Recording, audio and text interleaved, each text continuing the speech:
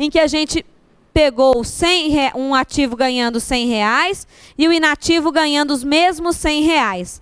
Só que agora eu tenho um problema. Eu só tenho 2 servidores ativos para pagar este benefício. R$100 dividido para 2 servidores pagarem, quanto é que vai dar aí de contribuição? 50% do que você ganha. Você vai ter que pagar 50% da sua remuneração para sustentar o seu inativo, e se você não fizer isto, ninguém vai sustentar o seu benefício. Então imagine, você vai entrar para o TRE ganhando 3 mil, já deixa 1.500 de contribuição previdenciária para pagar o seu inativo. Combinado assim? Bom, acontece que se a situação, que eu nem tenho aqui, for pior do que esta, se você tiver um servidor só, quanto é que você paga? R$100. Você já deixa o seu salário. Você só vai olhar o seu contra-cheque e pensar, que beleza, ia ganhar R$3.000 esse mês, mas eu tenho que pagar o meu aposentado, então já está pago. E se passar de 2020? E se você tiver que pagar 2 contas? Se você tiver que pagar R$200 aqui, como é que você vai fazer? Um servidor você paga com os seus R$100. E o outro? O outro você arruma um bico. Você vai ter que lavar carro, passar roupa, alguma coisa para conseguir pagar o seu outro inativo. Tá? Isso demonstra para a gente que o sistema de previdência, a previdência organizada no sistema de repartição simples, ela é insustentável. Até porque, mesmo nessa conta aí, tem como eu descontar R$50 de um servidor que ganha 100? Tem como eu descontar de você que ganha 3.000, R$1.500? Não. Então, como que isso vai ser feito? Eu vou descontar 11%. Eu vou descontar de verdade hoje R$110. Só que eu só tenho 2 servidores. 110 vezes 2, eu estou arrecadando com a contribuição R$220. O quê? Não, gente, tá errado. É R$11, perdão. É porque eu achei que eu estava falando a conta em 1.000. R$11 só. E eu só arrecadei R$22 dos servidores públicos. Ou seja, imagine aqui a questão dos 100%. No valor da folha de inativos, 22% é pago com recurso da contribuição dos agentes públicos. E quem é que vai completar o resto para poder pagar os inativos todos? O Estado, ele continua tirando recurso do Tesouro para pagar os benefícios.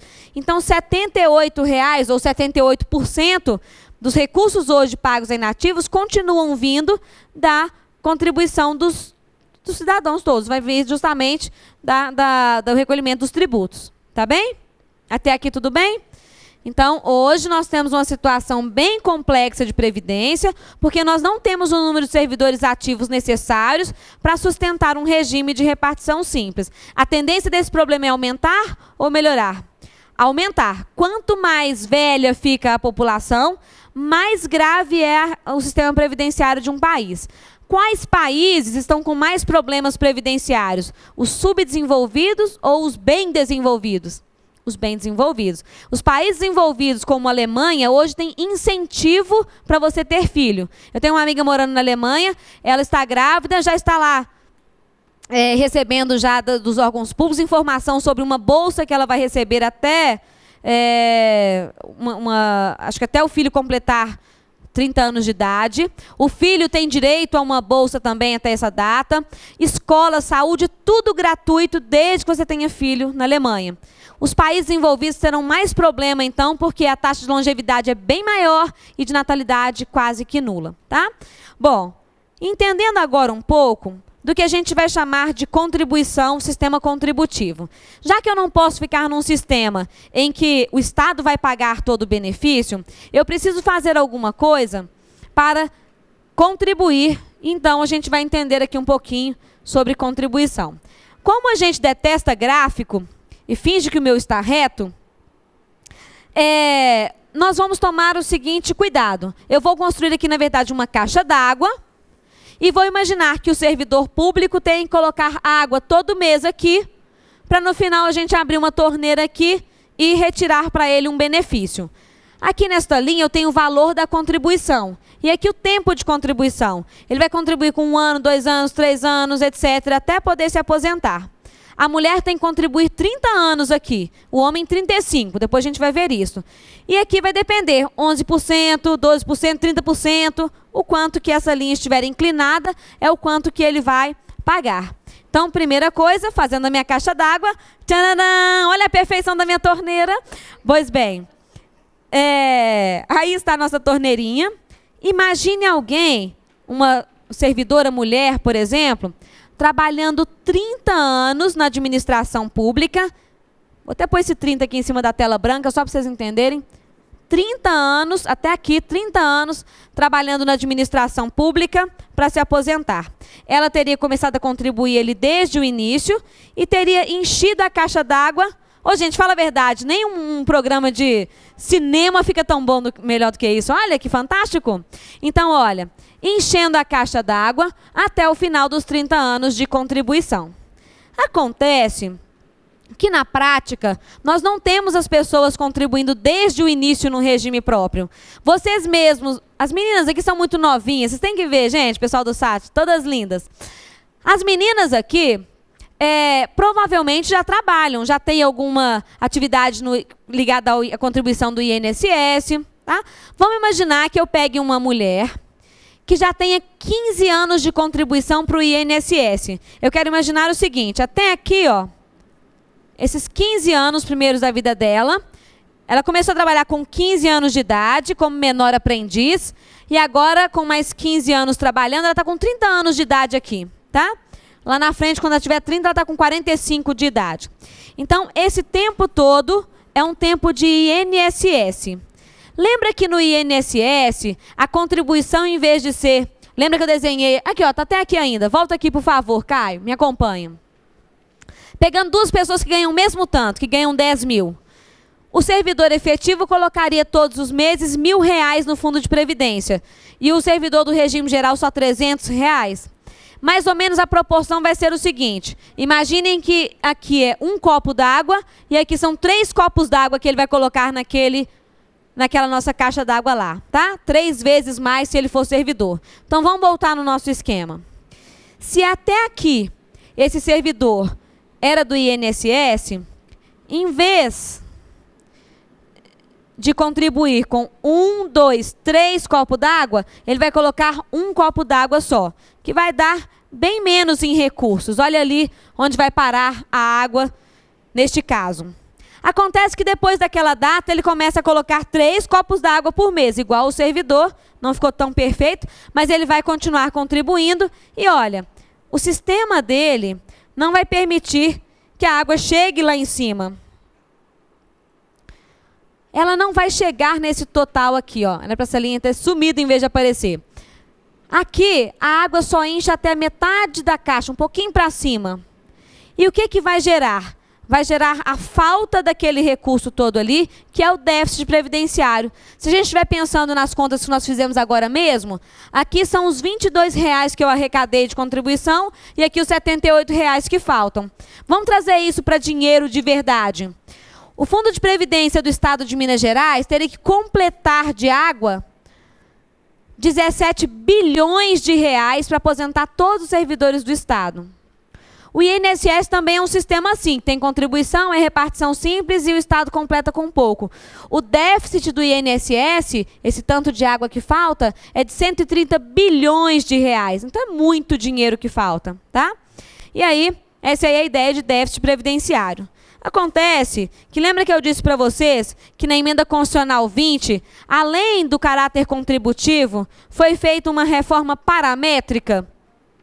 O que é a reforma paramétrica? A reforma paramétrica, ela vai tentar adiar a aposentadoria do servidor público para garantir que dê tempo de encher a caixa d'água.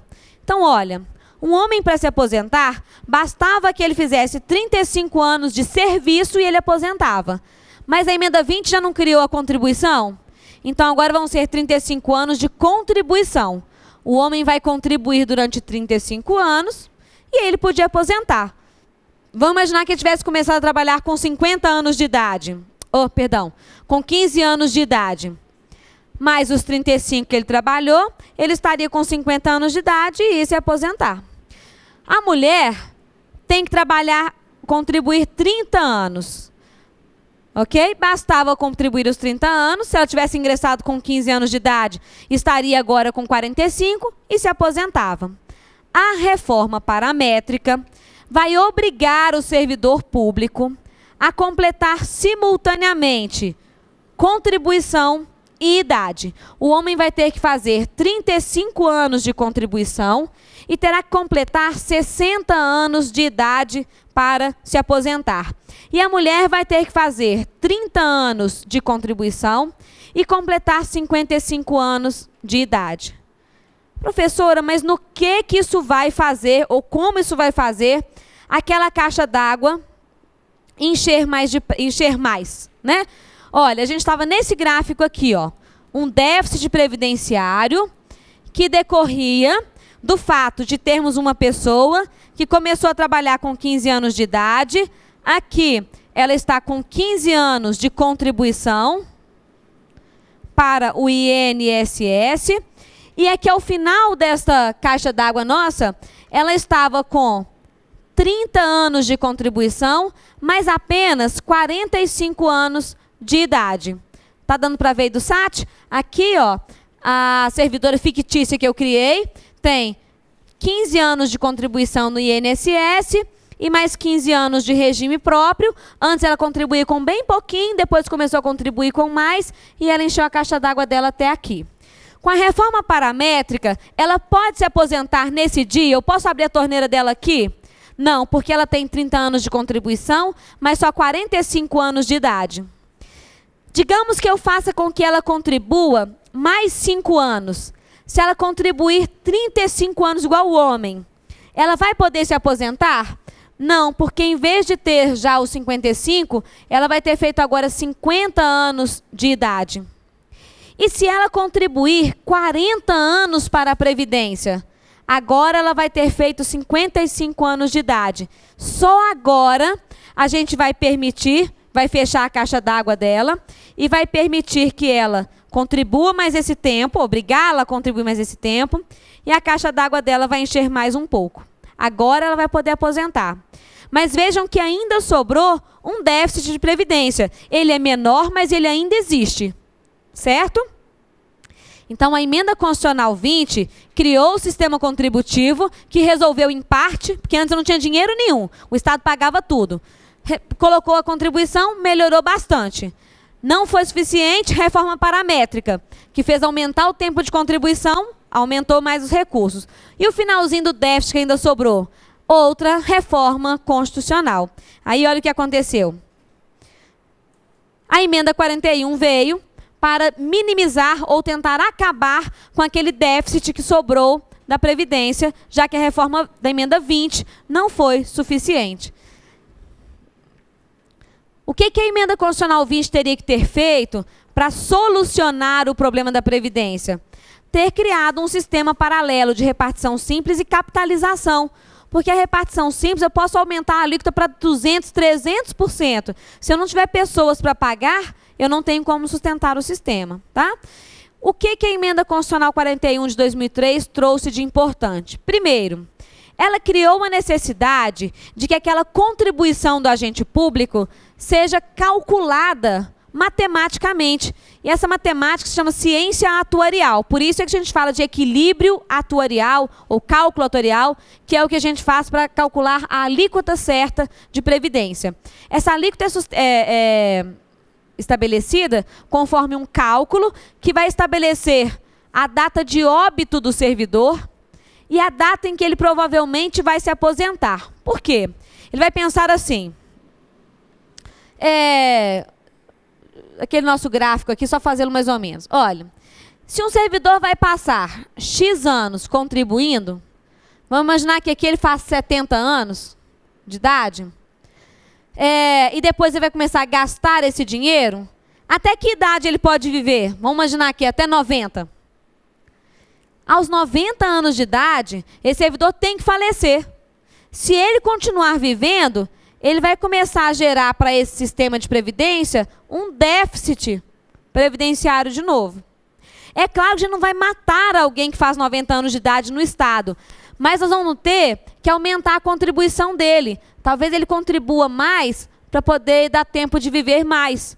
Então, quanto mais ele for viver, mais eu tenho que aumentar a contribuição desse agente público, tá? Então, a gente vai calcular se é homem ou se é mulher, porque o homem vive menos tempo do que a mulher vive. Se casou com um brotinho de 18... Imagina, um rapazinho de 70 casado com um brotinho de 18. Ele, depois de falecer lá para os 98 anos de idade, vai deixar mulher e filhos, 17 filhos, já pensou? Quanta pensão para pagar e para frente? Então, aquele dinheiro tem que dar para muito mais anos. Então, o cálculo atuarial vai medir isso. Qual a alíquota sustenta o sistema de previdência? Ela é feita individual e depois ela é feita uma média, né? Mas vai estabelecer qual alíquota sustenta aquele sistema dali para frente. Além disso, tinha uma outra coisa que gerava muito déficit, que é a questão do pagamento da última remuneração do cargo. Aqui a gente vai ter, então, o chamado fim da integralidade.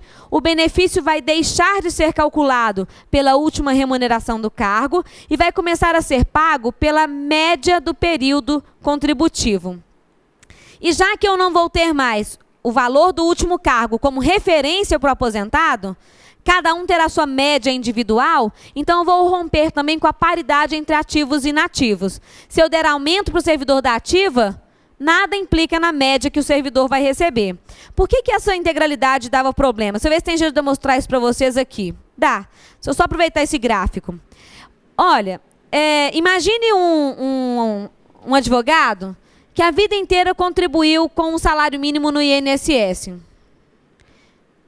E aí, no último mês, ele passa num concurso para juiz, ou no último mês não, né? E faz 70 anos de idade, alguma coisa aqui. Como a aposentadoria dele, se ele fosse receber uma média, ele ia receber esse valor aqui, que é a média de tudo que ele recebeu, dos salários mínimos que ele contribuiu a vida inteira e do final da vida dele, enquanto começou a ganhar mais. Mas a integralidade não paga a última remuneração do cargo? Ela paga como se a vida inteira ele tivesse contribuído para receber esse valor. Olha o que vai gerar de déficit previdenciário. Tudo isso daqui. Então, não é um único fator, mas a integralidade gera desequilíbrio do sistema de previdência. Tá? Então, aí, fim da integralidade, fim da paridade e ainda exigência de uma contribuição sustentável, equilíbrio atuarial. Só para a gente relembrar uma coisa, quando eu fiz a proposta para vocês de irem trabalhar no Estado, em 88, vocês tinham um sistema de caráter não contributivo. Isso ainda existe? O sistema ainda é não contributivo? Não, isso aqui acabou com a Emenda Constitucional 20 de 98. Tinham direito à integralidade. Ainda tem? Não. Só sobrou para vocês, então, serem pior remunerados. Não é para desanimar, bem na sexta-feira que eu estou dizendo isso, não. Sabe por que eu disse isso? A gente tem tendência, como servidor público, a fazer greve, movimentos, e a gente tem mesmo que lutar pelos nossos direitos. Mas servidor público faz greve contra a reforma previdenciária. Você não pode ser contra uma reforma previdenciária. Você tem que ser contra uma reforma mal feita, né? Mas não ir contra uma reforma previdenciária. Você pode lutar pela sua melhor remuneração. Exigir planos de carreira, exigir aumento remuneratório, mas brigar com a Previdência é a maior bobagem que um servidor pode fazer. Previdência tem que ter. Senão, no final das contas, a gente pode acontecer como aconteceu no Chile. O Chile fez uma reforma meio inadvertida e trocou todos os sistemas dele de repartição simples por sistema de capitalização facultativo. Sinceramente, quem é que deixa de comprar hoje uma roupa, ir num cinema, ir num restaurante, para juntar um dinheiro para ir na atividade? Ninguém. Então, no Chile, 90% dos inativos não fizeram a sua poupança, não contribuíram, não fizeram o sistema de capitalização e vivem de uma bolsa assistencial, igual a gente tem aqui Bolsa Fome Zero, Bolsa Família, que mantém os inativos. Um salário que é menor do que o nosso salário mínimo aqui. É metade do nosso salário mínimo, que é o que eles recebem no Chile. Então tem que ter previdência bem estruturada e bem vigiada por vocês, que vão ser os próprios servidores públicos, tá? Senão a coisa desanda. Pelo menos na esfera federal isso não é tão preocupante, mas quando a gente fala de município, dá até medo. Só para a gente entender, e estou quase finalizando essa aula de hoje, entender aí o que é essa história de cálculo da média, olha a continha que eu vou fazer aqui para vocês. Vamos imaginar que uma pessoa, em 98, ganhasse R$300, aqui está parecendo menos que o salário mínimo, mas nessa data podia, né? Esse valor, porque hoje só que ele é 415. Em 2003, então 5 anos depois, passou a ganhar 3 mil e ganha 3 mil até hoje. Pode ser a sua história de vida, só que vocês vão passar no concurso aqui na frente, né? Você tem lá uma contribuição de INSS pequena, só para poder constar, agora passa aqui no TRE, começa a ganhar 3 mil daqui para frente.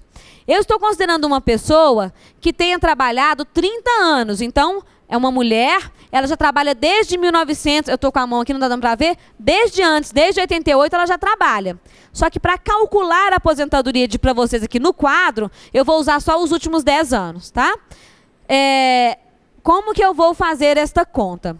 Primeiro, eu vou pegar a média. Aliás, antes, como eu calcularia a aposentadoria de um servidor público antes da emenda 41 de 2003? Quem adivinha que o valor da aposentadoria do sujeito? Última remuneração do cargo, olha que conta fácil.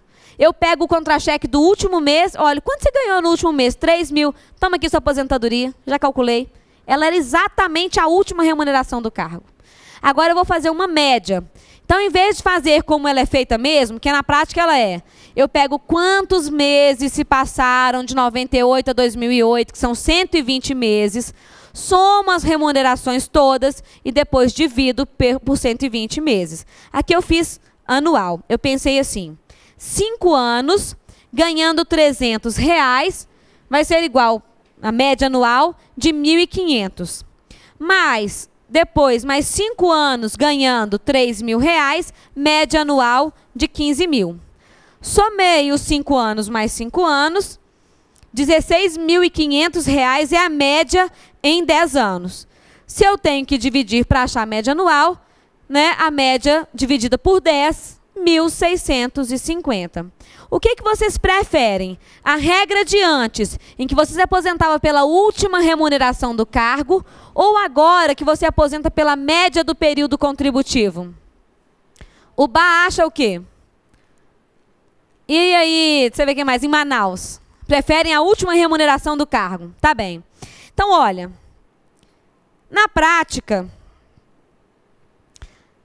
esse cálculo não é bem assim. Olha o que eu fiz aqui para vocês. Primeiro, servidor público tem aumento, assim, com essa facilidade? 300 vai para 3 mil em 10 anos? Não.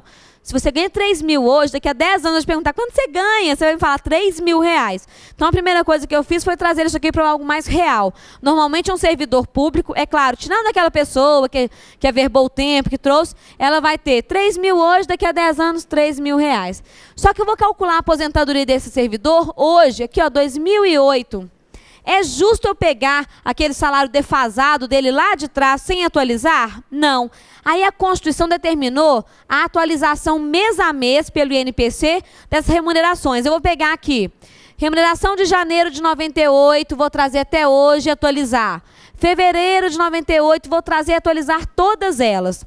Esse índice que vai aparecer aqui, esses valores, eles são fictícios, eles eram verdadeiros no ano passado, mas eu não atualizei os valores, tá? Então depois eu trago para vocês até um cálculo de verdade para vocês verem. Mas, se uma pessoa ganhava 3 mil em 1998, eu apliquei os valores, eu trabalho um pouco com esse cálculo, ano passado teria que estar ganhando R$8.000, tá? Eu deixei o mesmo valor. Então vamos imaginar, hoje tinha que estar ganhando 8 mil. A remuneração do mês seguinte, trazida para cá, 7.900. E cada mês, como tem um pouquinho menos de correção, vai baixando. Qual que é a última remuneração que eu vou pegar aqui? A do mês passado, de 3 mil. Faz as contas. Que valor que vai dar a média em que o menor valor é 3 mil e o maior é 8 mil? É mais que 3? Com certeza a média tem que ser maior do que 3. Eu fiz a conta para vocês ali, ó. A média atualizada, num caso como este daqui, real, tá? Ela seria de R$5.340, porque eu tenho que aplicar o índice de correção da inflação. na vida real você não recebeu a inflação, mas no cálculo da média você vai ter a inflação computada. O que vocês preferem? Olha ali que delícia. R$ 5.340 ou vocês continuam preferindo a última remuneração do cargo? Você não pode mudar de ideia tão depressa. Vocês não falaram que era a última remuneração? Sabe o que a Constituição escreveu lá no parágrafo 2º do artigo 40? Vai pensando que você vai levar a média. Olha lá, você queria a última remuneração e toda vez que a média for mais alta, você fica com o que você já tinha. A média só serve para diminuir. Se ela der menos, porque você começou ganhando pouco e só agora você ganha melhor, a sua média vai fazer você ganhar lá embaixo. Mas se você ganhava muito, você vai ficar ganhando o que você recebia. Você não vai ter o benefício da reposição aqui da inflação. No fundo, isso é bom para o servidor, porque todo mundo que entra para o Estado pensa, não, peraí, eu tenho que aposentar pelo menos com esse valor aí que eles vão me pagar. E no fundo vai acontecer isso. Porque com a correção e todas as coisas que você tem, vai passar um pouquinho e no final você aposenta com o que você queria mesmo, que era a última remuneração do cargo, tá? Mas, só para finalizar e daqui a pouco a gente entrar nas perguntas, e se você, lá em 88, tivesse escolhido o regime geral de previdência? Vamos fazer a conta do seu benefício aqui. Olha lá. Se fosse no regime geral de previdência, na primeira tela eu disse a vocês que vocês teriam que sofrer, né, além da média. Aqui você calculou a média, deu aquele valor, limitou até a última remuneração, 3.000. A média seria ainda jogada em cima desse cálculo que se chama fator previdenciário. O fator previdenciário, ele é essa conta esquisita aí. E ele considera, então isso aqui é INSS, tá? No INSS é assim. Você pega o tempo de contribuição da pessoa, que no caso foram 30 anos, era uma mulher. Tem um bônus, que são umas coisas que eles inventam lá, para essa conta maluca. E vai dividir pela expectativa de sobrevida desta pessoa. Aí, você vai e multiplica isso por essa outra conta, que é a idade em anos, mais a alíquota, etc. Professor, o que isso significa na prática? Significa o seguinte, vou calcular ali o valor da média, depois vou explicar qual que é a lógica desse dispositivo. Significa que... Vem cá, Caio, vamos fazer só mais uma continha, que a gente já vai para as perguntas. Significa isso. Eu peguei aquela hora, para vocês, uma média, não foi? No regime próprio, deu a média, aquele era o valor que você recebeu de benefício. Agora, no INSS, é como se eu fizesse assim, acabei, achei sua média, R$3.000, eu vou dividir a média pela sua expectativa de vida. A expectativa de vida do brasileiro é 75 anos. Então, imagina um chocolate dividido em 75 pedacinhos.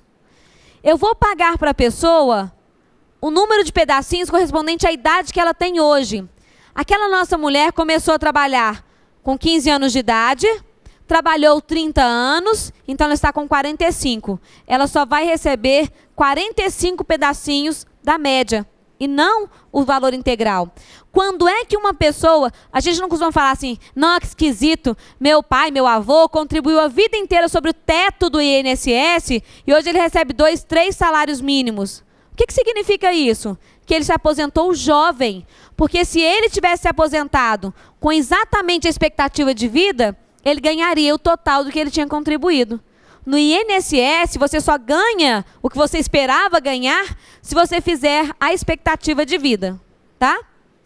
Ainda bem que não é assim o nosso. Vamos voltar lá só para poder matar a curiosidade e fazer a conta. A mesma mulher, são vizinhas, uma trabalhou 30 anos no Estado, a outra 30 anos contribuindo para o INSS. Olha lá o valor do benefício dela. R$ 1.540,99, tá? Então, pelo menos... É melhor trabalhar no serviço público, além de ser mais divertido, do que trabalhar lá com contribuição para o INSS. Chegamos às perguntas do SAT. E não se esqueçam de, na próxima aula, trazer